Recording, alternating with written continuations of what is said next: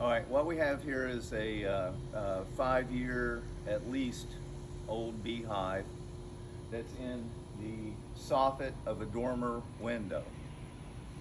On the left side, they extend around the corner of the soffit. They're also up the gable roof of the dormer, and the heat signature on the inside shows that they are in that little dormer attic space as well on the ceiling, and that's not accessible from the attic, so we're going to have to go through the drywall. I predict we're going to have to take out the soffit board, the rake board of the gable, obviously the drywall of the ceiling inside, and probably some brick as well. This is what I call a triple threat. You know, it's in all three places it could possibly be. And it's unknown how long it's going to take, but I tell people the average on these is 6 to 7 hours. I think this one's going to be a bit more extensive. We'll start by taking off the trim board below those soffit boards, and then cut out the soffit boards and expose that part of the hive, and then keep going until we don't have honeycomb anymore.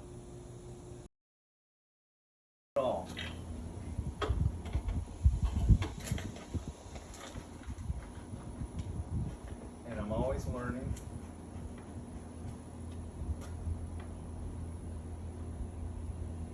Now typically on these dormers, they love to go where this soffit board meets the shingles. I see some guard bees over there. But you see, this is really weird because this is exposed directly to the sunshine. And supposedly, I read that if it gets over 120 degrees in a cavity, they won't make a hive in there.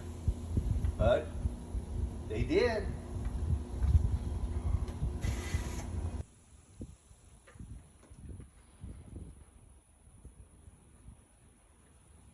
All right, not feeling anything that way, but.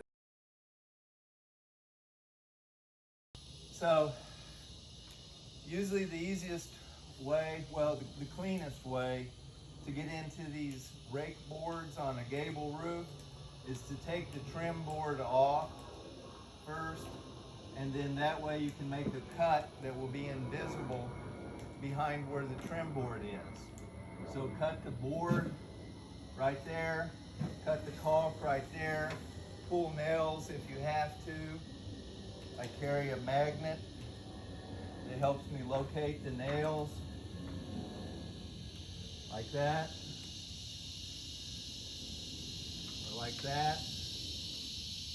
But usually you can see them on Hardie plank, but not always. It helps to locate them. And then I'll show you the cut, how we do the cut here in a moment. All right, so I've got a masonry cutoff wheel on an angle grinder. I've got 2 disc retaining rings on the back side so that this is as flush as possible. And then I'm going to cut right here.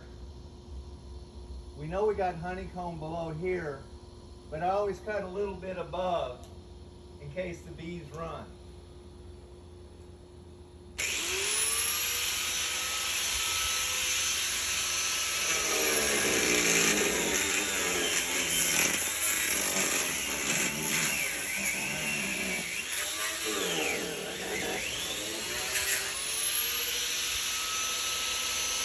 Notice I cut half the guard away from this so that I can get the angle grinder into a corner as much as possible.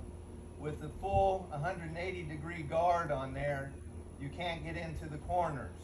So I cut it down to being a 90 degree guard around that blade. Still protects your fingers though.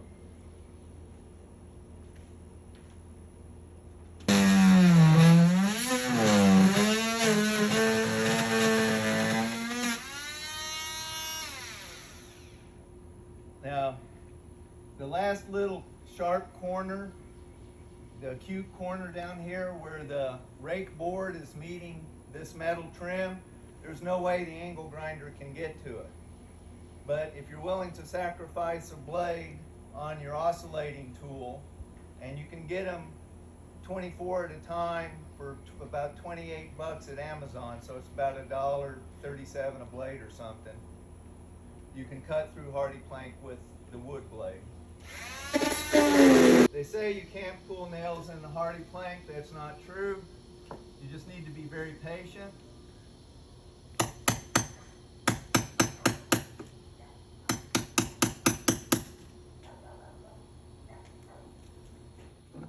And there's your nail.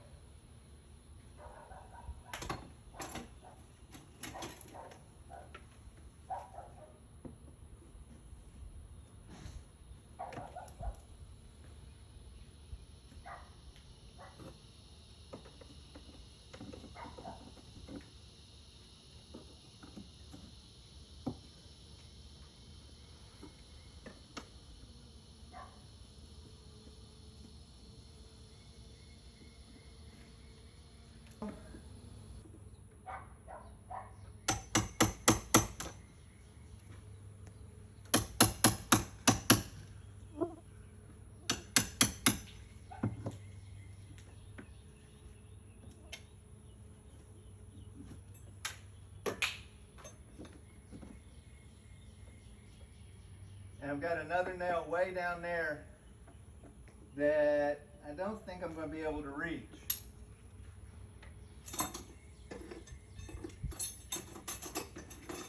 So in that case, I'm going to use my straight pry bar to shoot down that far and either get the nail to pop or pull it through the back side of the Hardie plank.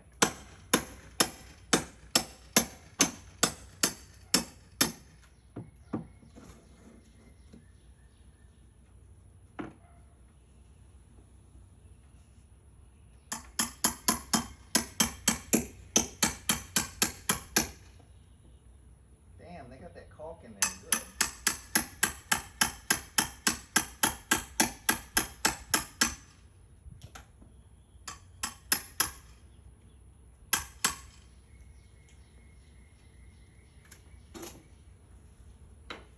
See, they don't like the hammering the most. That's what they don't like the most. Start now. Okay, we've got the rake board off of the gable, and now I want to clean it up a little bit so that when I put it back, everything looks very nice. First of all, get all this nasty old caulk off of there, get the edges cleaned up, get the propolis off. You can see how they coat the inside of the hive surface with a mixture of propolis and beeswax. Cut this off because there's a 2x4 right there, and I want it to lay flat against that 2x4 when I put it back. Same thing on this one. The fascia board was right here, and that fascia board is nailed to a 2x4 right here, which is called the sub fascia. Your angle grinder sometimes will leave a little ridge. You use the dull edge of your knife, so you just kind of scrape that off. Here was my test hole. I used a 1/8 inch bit, maybe a little larger, so I can stick my probe wire in there. This is where the nail came off. Make sure that's flush. A lot of times when they put it in, there'll be a big blowout on the back side. Use your blade, the rough side or the sharp side, either one, or your hive tool or something to make that blowout flat. And there, you've got a nice flat board. Now a lot of times when you take the nail out, you'll have to dig into the Hardie plank and it'll leave what I call a divot, okay? This is a real small divot, but it's just like when you're doing golf and you might have a great big gouge in it like that. Well, rather than addressing that gouge when you go to do the repair, just do it right now.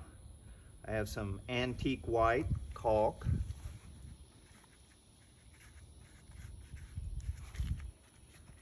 Put that there, a little bit there.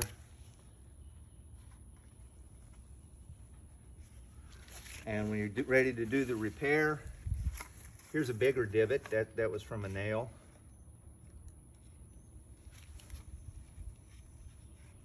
And when you're ready to do the repair, that'll be dry, ready to go. It'll look great. To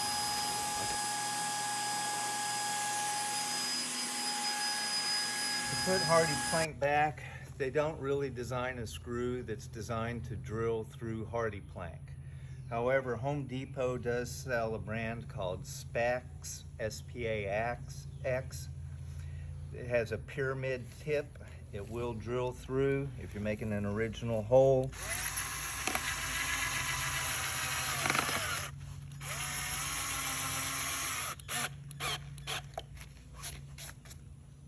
And it'll drill flush. Now, if you want to go through your old nail holes where you've got a divot, and you can do this without caulking the nail hole first, and just put the caulk on afterwards, go through the old nail hole. This Spax has a wider head. It does not have the pyramid tip, but you don't need it because you're going through a nail hole. Sorry.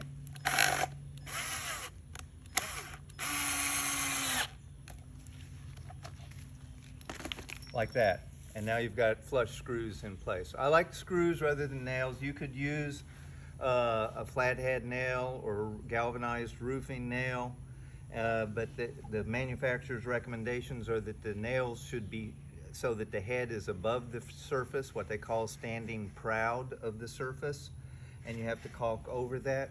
But I like screws because a lot of times you're in a weird angle, you can't get a good swing. If you get it on there in the wrong spot, you know, it's misaligned, you can just take the screw out and do it again. A nail, that's kind of hard to do. Okay. All right. Where they can get in along the brick and trim borders, you want to use a good quality, clear, exterior rated, not bathtub and kitchen, clear caulk. And shoot it in the crack. Not just a little thin layer, but you want enough that they are not going to eat through it. Now, even though they didn't come on this side of the gable, I'm here, so at least that part right there I'm going to caulk. And then use your colored caulk to seal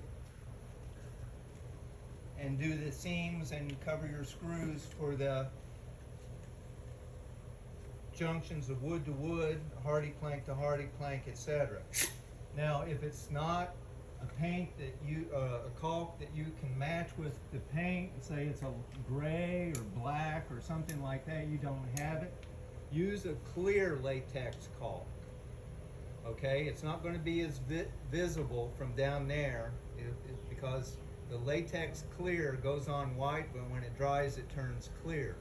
The other thing is, you can paint over it even right away. If it's still a little bit wet, it'll mix with the paint, and then you have a mixture of clear and paint. You're not going to see it. If you use the cheap white caulk and you paint it, and it happens to not be dry yet, it's going to mix with your paint, and you're going to have a mixture of the paint and white, and it's going to be visible and it's going to look bad. So like this, these cracks.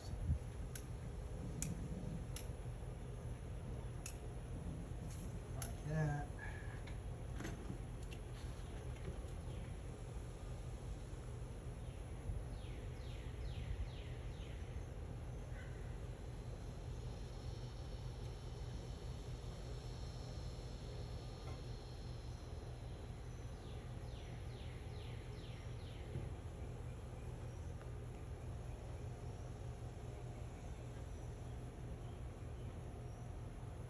A little bit more right here.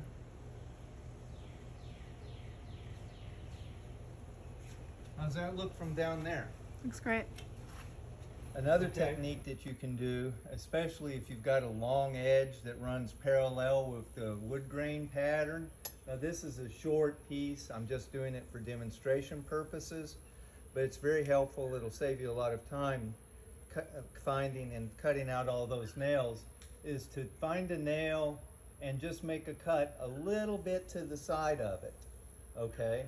So that this part is still nailed in, but the main part is free. do the other cut here behind where the trim piece holds it. Now all I have to do is find the nails on this outside edge. There's one. Pull that one nail and this piece should come out. This is really handy if, say, if this was like a 4-foot long piece and it's second story, the fact that the caulk is going to be in that groove, but the groove runs parallel with the wood grain will hide it, especially on a second story. You may not want to try this on a 1-story, near the front door, but maybe the side of the house, someplace less visible. But it's a way of saving time. I thought I'd show it just on this little short piece to show a little trick. And once I pull that nail, it should just pop right out.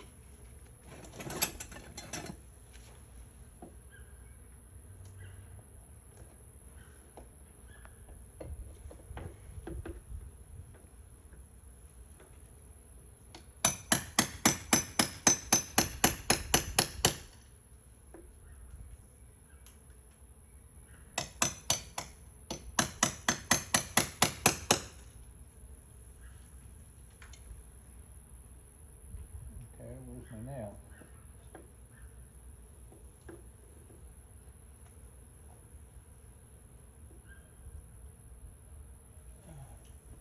Right there.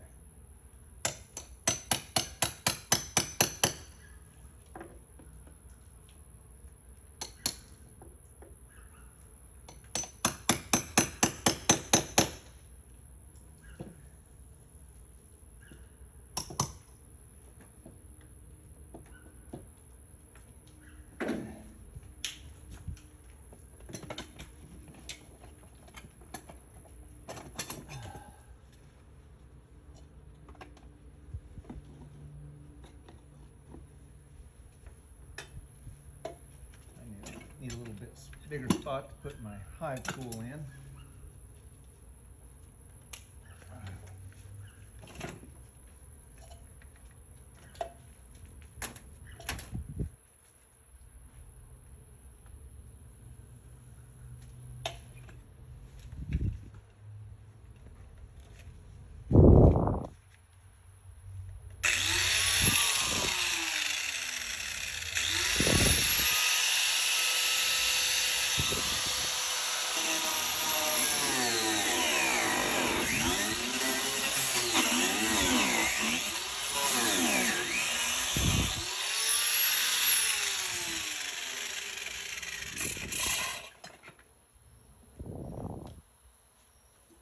Voila. Just like that. I had to cut a bigger mouse hole here so I could get the tip of my hive tool in, but it'll all be hidden once I put that trim board back. Ready? Okay. Well, despite your best efforts, every now and then you might break a piece of Hardie plank, especially if it's been exposed to wet, damp, or a beehive that has continually dripped honey on it for 5+ years. Fortunately, Hardie plank usually goes back together really neatly, and a little bit of caulk on it, you won't see it, but you've got to support it. So what I do, put on a nice flat surface like that, a board that is not going to impact with the structure, and some liquid nails.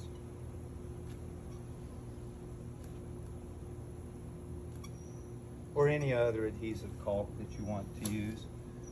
Put that on there like that. Put some weight on it. Let it set, come back in a half an hour. Put screws in from the other side. Then when you caulk it, put it back, caulk that little crack, you'll never be able to tell.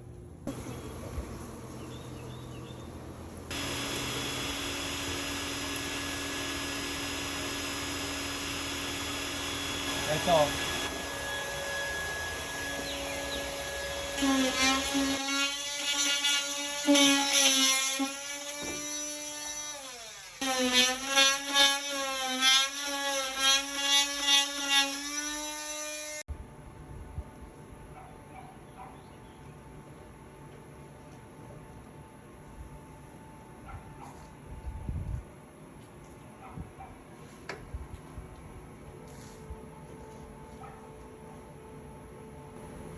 So now we made the cut outside the edge of our nails. We just cut the nailed portion off. Now to hold it back, I'm just going to use some wide head roofing nails right in that crack, and it'll hold both of them together, one on each side, perfectly flush.